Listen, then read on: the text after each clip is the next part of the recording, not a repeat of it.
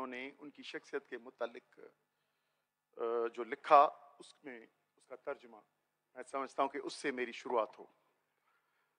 उन्होंने कहा है कि बादशाह खान इखलाक का मुजस्मा,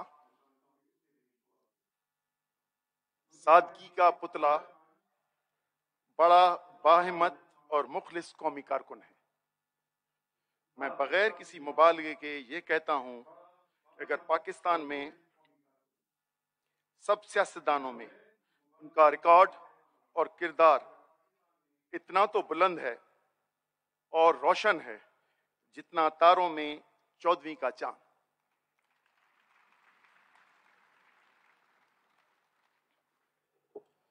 हमारे उनकी ये रवाजी सियासत चलती है, लेकिन उनका तस्वुर सियासत क्या था तो हमने समझा।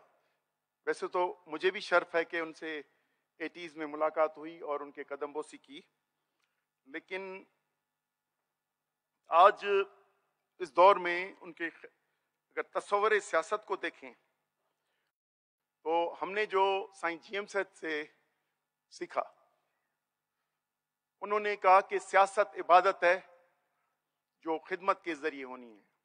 वो काम जो अंबिया, असहाबी और उनके साथी करते थे, आज सियासी कौमी कारकुनों को वो काम करना है। एक जगह पे बादशाह खान की तकरीर में मैंने पढ़ा, वो आप लोगों को तो यकीनन मालूम होगा लेकिन सब सामीन को, उन्होंने अपने दोस्तों को हिदायत करते हुए जिस सियासत को कहा कि अपने खुदाई खिदमतगार की पाक तहरीक कामयाब करना है, तो सियासत में तहरीक को पाक इखलाक किरदार से पाक करने की ये टर्मिनोलॉजी है कि सियासत इबादत है और पाकाई इबादत में होती है। तो ये था उनका तस्वुर सियासत।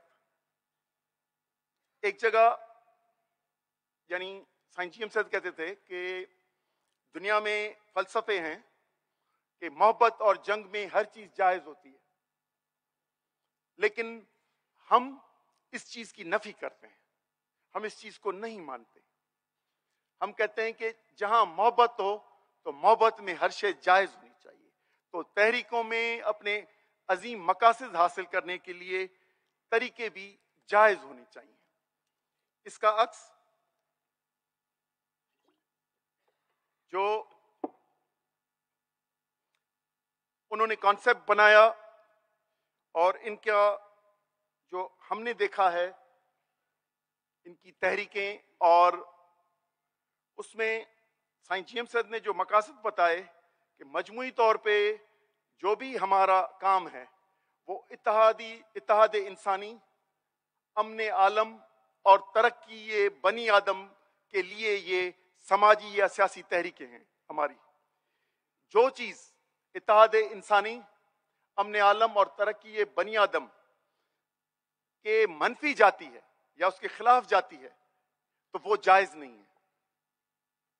तो तस्वुरात सियासत वो आइडियलिज्म है जो मैंने समझा है खान बादशाह खान या हमने साईं जीएम साहब से। मकसद सियासत बिल्कुल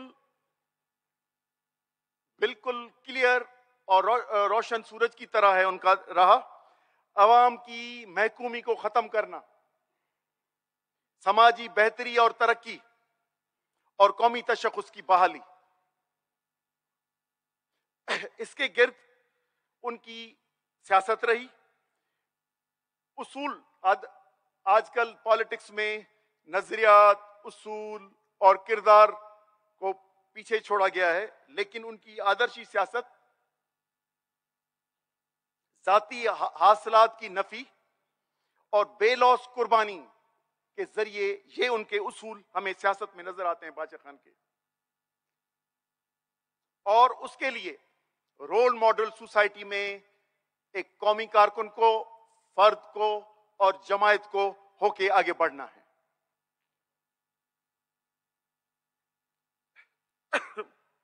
उनकी सियासत अदम तशद्दुद, गैर फिरका परस्त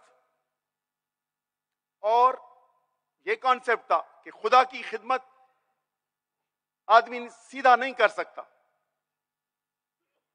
उसकी खिदमत के लिए खल्के खुदा की खिदमत खुदा की खिदमत के करने के बराबर है। इसलिए उन्होंने बुनियादी जो पहली तंजीम बनाई वो खुदाई खिदमतगार बनाई।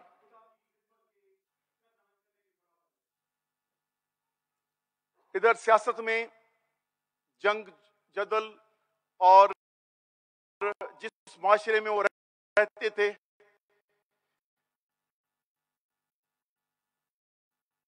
उसमें हथियार और कम्युनल कॉन्फ्लिक्ट्स बहुत ज्यादा थे, लेकिन उन्होंने उनका सबसे बड़ा क्रेडिट ये है कि प्री पार्टीशन उन्होंने जो तहरीक अपनी बनाई वो अदम तशद्दुद के बुनियाद पे बनाई, जिसकी वजह से और उनका अदम तशद्दुद वो हथियार था जो बहादुरी की बुनियाद पे था। और उसकी बहादुरी की मिसाल ये है कि हमें नजर आता है खान बाजा या साईं जीएम सैयद उस बहादुरी को, उसूलों को, अपने नजरियात को, अपने अमल को जुर्रत से पेश करते थे और रुए जमीन पे की किसी ताकत से भी डरते नहीं थे और बरमला वो अपने ख्यालात का इजहार कर देते थे। उनकी जिदोजहद पे तो मेरा ख्याल है 2 दिनों से बातें हो रही होंगी। इब्तिदा उनकी इस्लाह अफगान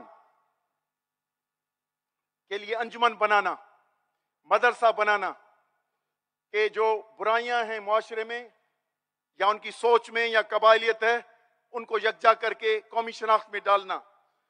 तहरीक जब वो अभी 30 साल के ही थे, अंदाजन 29 साल के थे, तो रूलेट एक्ट के खिलाफ पहली उनकी जदोजहद हुई, जिसमें आज भी पाकिस्तान के कवानीन वहां फंसे हुए हैं। वो है कि बगैर ट्रायल और जूरी के किसी भी सियासी कारकुन को उठा के और उसको पकड़ा जा सकता है और सजा दी जा सकती है। तो पहली उनकी जो तहरीक मुझे नजर आई, जो अमलन आई, जिसपे उनको जेल भी हुई, तो रूलेट एक्ट अंग्रेजों का वो जबरी कानून था। उनकी जिंदगी मुसलसल जिदोजहद में है। वो हिजरत तहरीक में भी गए, वो खिलाफत तहरीक में भी गए और वो 1930 में जब उनकी उम्र 40 साल तक पहुंची तो उनका शऊर की लेवल वहां तक पहुंची जहां पे दुनिया के 20वीं सदी में किसी उरूज की ज़हनियत, तरक्की याफ्ता ज़हनियत हो, वो है खुदाई खिदमतगार। और उन्होंने खुदाई खिदमतगार 1930 में बुनियाद डाली उसकी। अपनी जिंदगी मुसलसल जिद्दोजहद में गुजारी और अपने ख्यालात के साथ अमल को, ख्यालात के साथ अमल की हमांगी की। जेलों की हिस्ट्री को तो छोड़ दें कि वो तो मुसलसल ही रही, वो गुजरात का जेल हो, हजारा का हो, बॉम्बे का हो, मुख्तलिफ रहते रहे, लेकिन उनकी मुसलसल जिदोजहद और खुसूसन उसूलों पे कोई कंप्रोमाइज न करने की, ये उनकी इतनी खूबी थी कि कदावर शख्सियत उनकी थी कि 1939 में जब इंडियन नेशनल कांग्रेस ब्रिटिशर्स का साथ करने की बात कर रही थी और एग्रीमेंट की तरफ जा रही थी, तो उन्होंने उनसे लाताल्लुकी करके खुदा खिदमतगार को बहाल किया कि ये एग्रीमेंट्स इनके साथ नहीं हो सकता। और 3 महीने में सब कॉन्टिनेंट के सारी बहुत बड़ी पार्टी इंडियन नेशनल कांग्रेस, उन्होंने उनकी बात को सच मान के वापस तो तारीखी सच को, मुस्तकबिल को जंग को वो समझते थे और उनकी दानाई यहां तक थी कि एक साइड पे पूरी मुस्लिम और गैर मुस्लिम मुख्तलिफ इंडियन नेशनल कांग्रेस लीडरशिप थी, लेकिन इनका मौकफ उस वक्त जब वो अभी 50 साल के भी नहीं हुए थे, उस वक्त उनका दुरुस्त था और उनका विजन दुरुस्त था।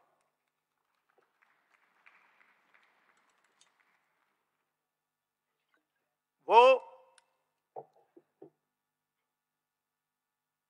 आजादी के लिए लड़ रहे थे, गैरों की आजादी से निकलने के लिए लड़ रहे थे। वो जब गुजरात में थे तो उन्होंने अपने वफद भेजा मुस्लिम लीग को कि इसके लिए हमारा साथ दें कि इनकी मुल्क की आजादी। तो उन्होंने कहा कि हम अंग्रेज के साथ कॉन्फ्लिक्ट नहीं करेंगे, उनके खिलाफ हम नहीं लड़ेंगे।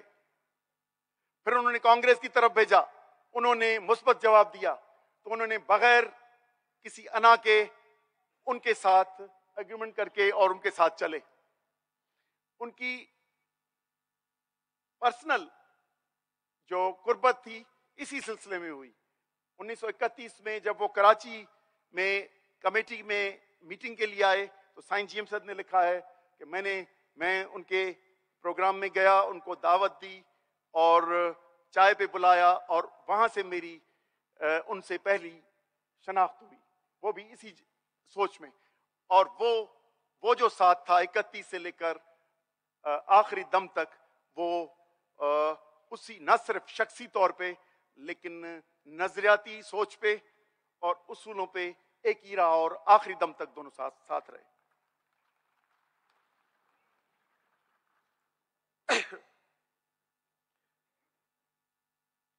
वो जब इधर की रेफरेंडम की बात हुई पाकिस्तान में, यकीनन तौर पे वो यूनाइटेड सब कॉन्टिनेंट चाहते थे। उनके तस्वर में ये डिवीजन जो है, ये मुल्कों की डिवीजन नहीं हो रही, हिंदुस्तान की डिवीजन नहीं हो रही, मुसलमानों की डिवीजन हो रही है। इसलिए वो इसके खिलाफ थे कि मजहब की बुनियाद पे डिवीजन मुल्कों की ये जदीद दुनिया के ख्यालात के खिलाफ है और इसके कोई फायदे नहीं होंगे। लेकिन जब रेफरेंडम का चॉइस दिया तो उन्होंने कहा कि मकामी झगड़ा होने का अंदेशा है रेफरेंडम के लिए, एक प्रो पाकिस्तान एक प्रो इंडिया मूवमेंट चलेगी। तो उन्होंने जवाब दे दिया, उन्होंने कहा कि थर्ड ऑप्शन आता है कि हिंदुस्तान के रहना चाहते हो, पाकिस्तान के लिए रहना चाहते हो या अलग रहना चाहते हो, तो रेफरेंडम में हिस्सा ले, वरना हमें कोई जरूरत नहीं है आपस में तफरका। तो अंदर अपनी कौम की इत्तेहाद के लिए उन्होंने अपने उसूलों पे या किसी वक्ती फायदे के लिए कभी भी उन्होंने कंप्रोमाइज नहीं किया।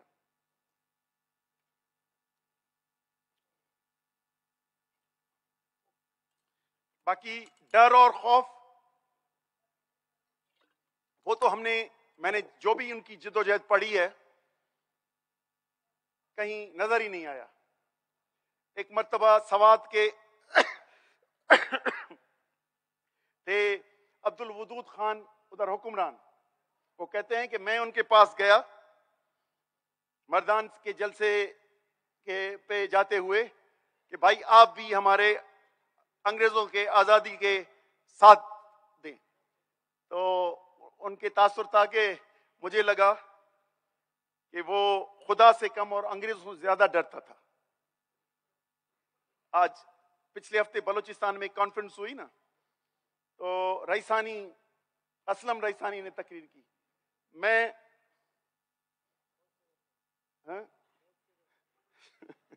मैं खुदा से कम डरता हूं, पाकिस्तान फौज से ज्यादा डरता हूं, क्योंकि वो गफूर और रहीम है और ये गफूर और रहीम नहीं है।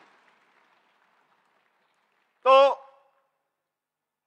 हमें उनकी नजरियात, बहादुरी, ये सारी चीजें, प्रिंसिपल्स और विजन, सब चीजों पे हम उनके पैरोकार हैं।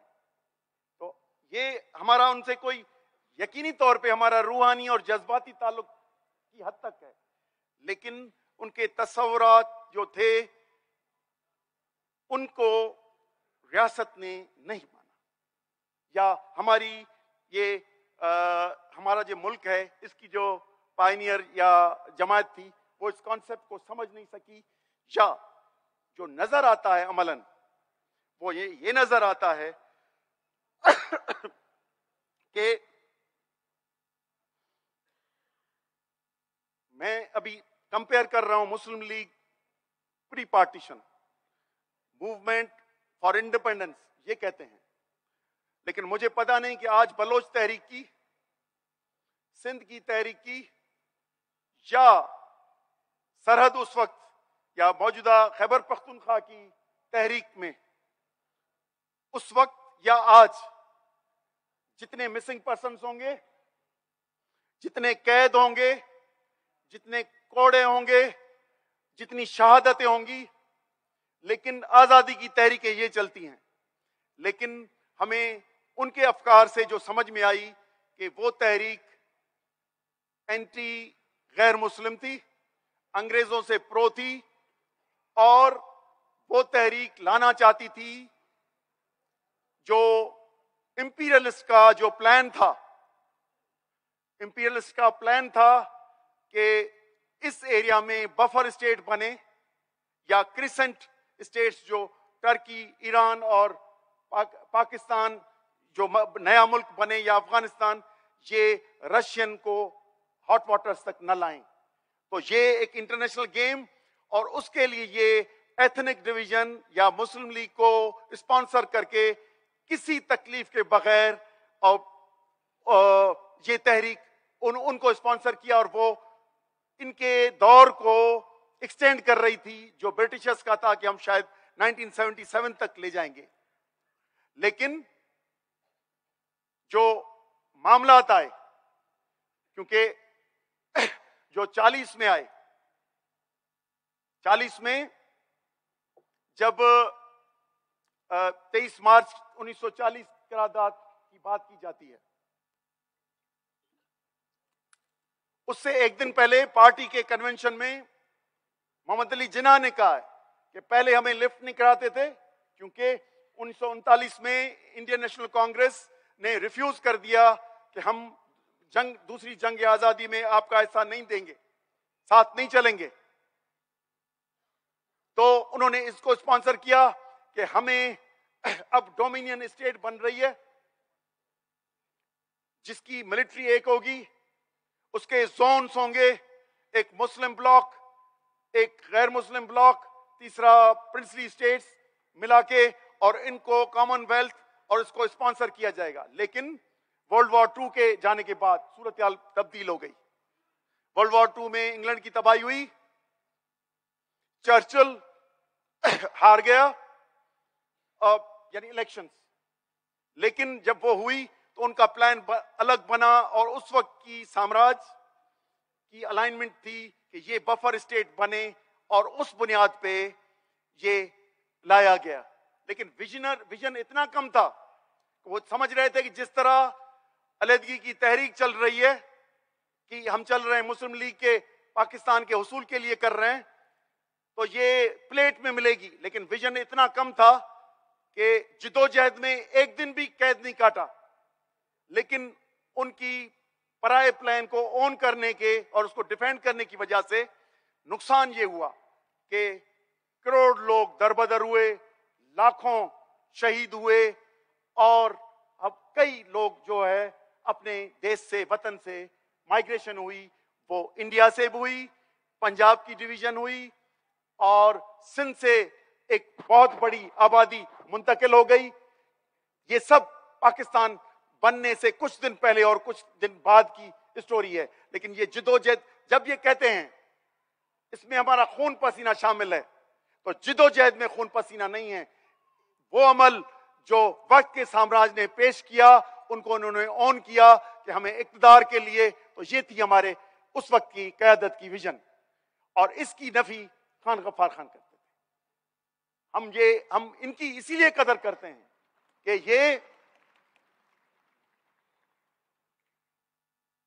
ये जो वर्ल्ड वॉर 2 के बाद लॉर्ड वेवल या मॉन्टगोमरी या इसमें ये मिला के ये जो रेड क्लिफ ने लाइन लगाई, तो उस मीटिंग में बहस भी नहीं की और जिन्ना ने सिर्फ सर हिलाया। उसकी वजह से बंगाल डिवाइड हो गया, उसकी वजह से पंजाब डिवाइड हो गया। हम कश्मीर की बात करते हैं, कश्मीर इंडियन 42,000 किलोमीटर की है, लेकिन हमने जितना पंजाब गंवाया, अभी जब बंगाल गंवाया है वो 1.5 लाख किलोमीटर पे, स्क्वायर किलोमीटर्स पे है। तो अब कहते हैं कि तकमीले पाकिस्तान तब होगी जब कश्मीर से हमारी बात चलेगी। तो तकमीले पाकिस्तान जो 1.5 लाख किलोमीटर आपने गंवाई है, तकमीले पाकिस्तान तो तब होगी, लेकिन इनका विजन इस तरह है, क्योंकि हमने खान साहब से तकरीर सुनी कि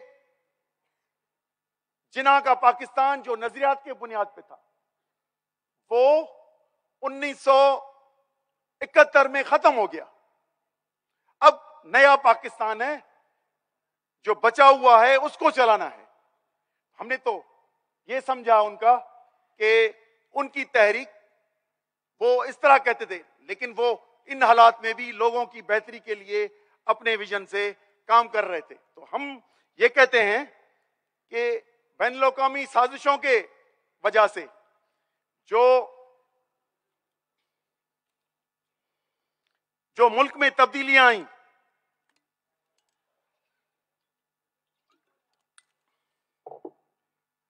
पाकिस्तान बन गया, उन्होंने ओथ लिया, उन्होंने पहली पीपुल्स पार्टी के नाम से जमात बनाई, उसी वक्त कैद कर दी गया, जमात न बनाने दी गई। पहले 18 साल की पाकिस्तान के बनने में 15 साल वो कैदो बंद में रहे। यानी सियासत की इजाजत नहीं।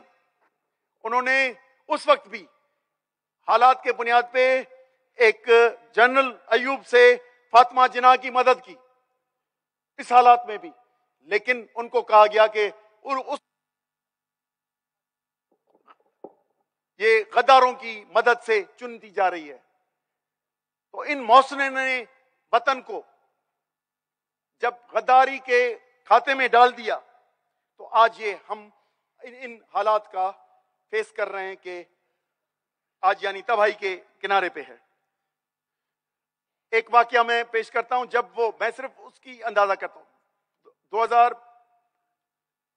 1985-86 में जब वो साईं GM से जिन्ना हॉस्पिटल में मिलने आए, तो उस वक्त सिर्फ उनकी आंखों के तासुर और जुमलों को मैं सिर्फ बताता हूं कि ये मेरा पर्सनल है, शायद किसी को मालूम भी ना हो। वो जब आए तो साईं बिस्तर पे थे, तो जब वो सामने आए तो साईं ने हाथ उठाए और सलाम किया।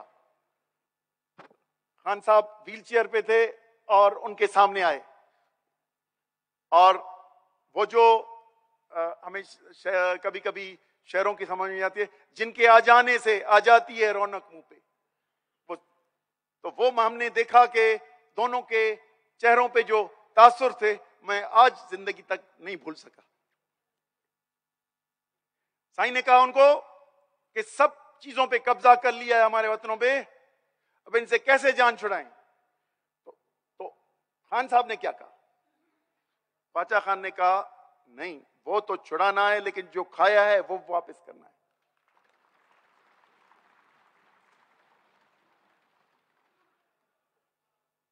तो अब मैं गुजारिश करूंगा, हम अमली सियासत में कहीं दूर चले गए। हमारी सियासत साथ रही, साईं GM से पीपुल्स पार्टी, नेशनल पार्टी, नेशनल अवामी पार्टी, इन सारे स्टेजेस में हमारा साथ रहा, लेकिन एंटी वन यूनिट फ्रंट, इन सब में हमारा साथ रहा। लेकिन उसके बाद जब वन यूनिट खत्म हुआ, पॉलिटिक्स चली गई, तो मैं एक दो चीजें बता के, शायद वक्त ज्यादा हो गया होगा, एक दो चीजें बता के खत्म करूंगा कि उन्होंने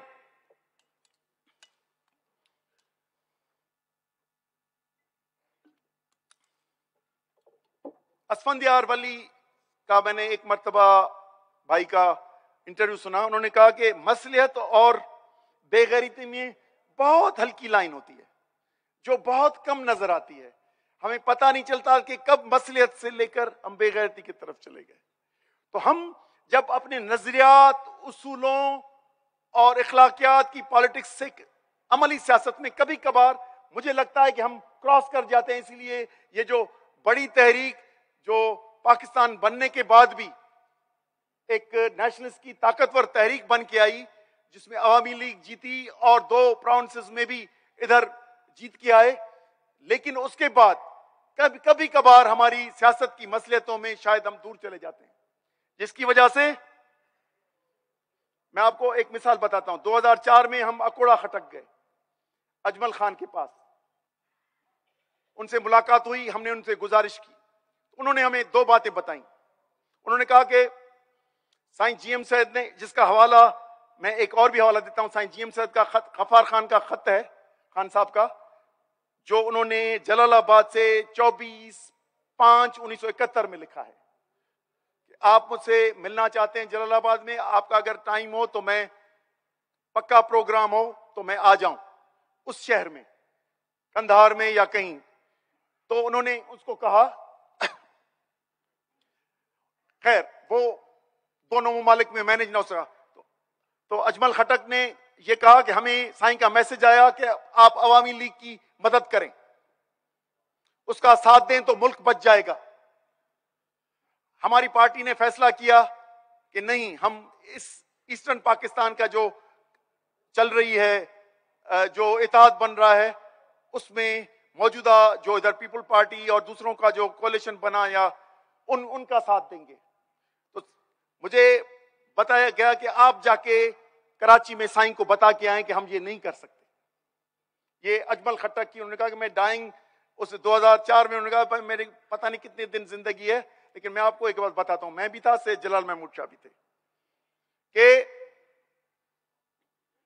मैं साईं को जब बोलने गया कि साईं ये हम नहीं कर सकते, फैसला हुआ है पेशावर की कॉन्फ्रेंस में, तो साईं ने मुस्कुरा के कहा कि तुम लोगों को दिमाग में नहीं बैठ रही पठान लोगों को, लेकिन एक चीज सुन लो, भूसे को अगर पानी लग जाता है और एक मर्तबा खराब हो जाता है तो जानवर भी नहीं खाता।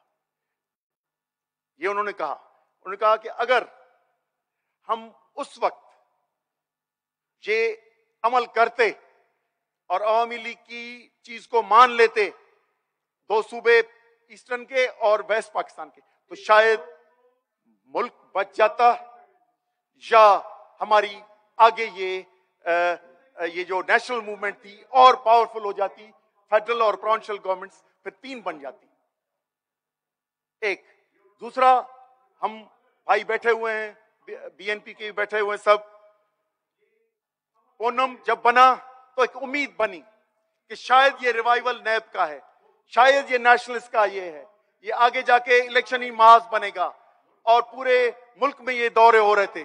उस वक्त भी कहीं हमसे किसी सबब से कोताही हो जाती है कि ये नेशनल मूवमेंट जो हम ख्याल सोच के हैं उनकी एक महाज बने, तो ये जो मुल्क ये जो मौके परस्त और वेस्टेड इंटरेस्ट गड़े में डाल रहे हैं और गैर यकीनी कैफियत में पूरी अवाम में इसको निकाल सकते थे।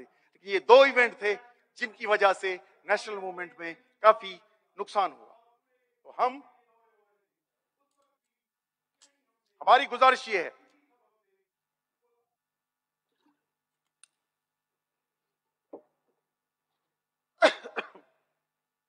आज मुल्क की क्या सूरत हाल है,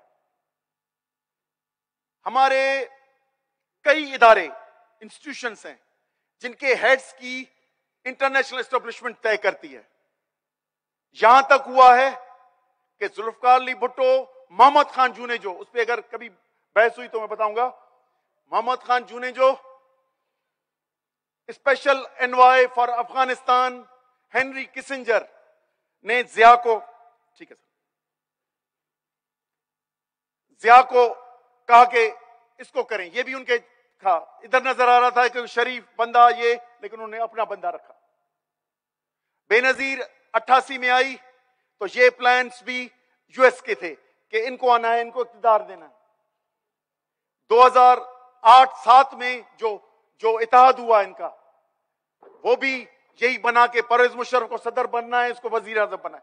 तो हम यहां तक फंसे हुए हैं। आज भी हम जब निकलने की कोशिश करते हैं किसी फॉरेन पॉलिसी अपनी मदद से इलाकाई बनाने की कोशिश करते हैं तो कोई ना कोई तलवार आ जाती है और हमारा डिस्प्यूट हो जाते हैं।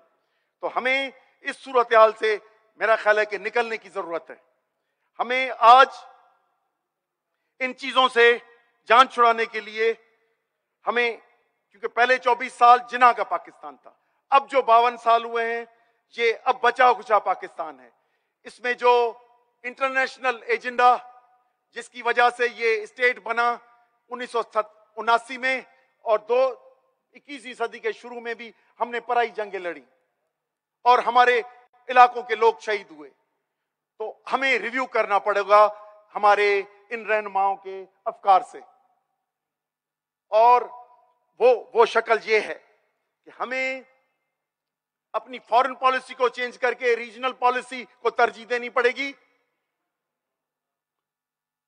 हमारा अभी पंजाब भी डिवाइडेड है, सिंध की आबादी राजस्थान और गुजरात में रहती है, खैबर पख्तूनों की आबादी 2 मुल्कों में रहती है, बलोचों की आबादी 2-3 ममालिक में रहती है।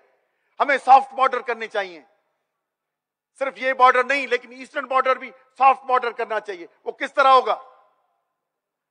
कश्मीर पे सॉफ्ट बॉर्डर हो जाए,